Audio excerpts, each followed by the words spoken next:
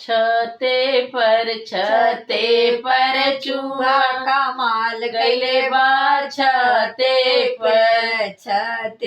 पर चूहा कमाल गईले बा छते पर दुल्हा के बुआ के यार कैले बा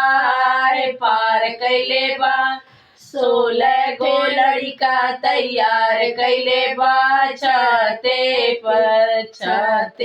पर चूहा कमाल कैले बा छते पे दुल्हा के बहिनी के यार कैले बा पार कैले बा उत दू ठे लड़का तैयार कैले बा छते पर चूहा कमाल कैले बा छते पर दुल्हा के माई के यार कैले बा पार कैले बा 9 ठे लड़का तैयार कैले बा छते पर चूहा कमाल कैले बा छते पर चूहा कमाल कैले बा छते पर।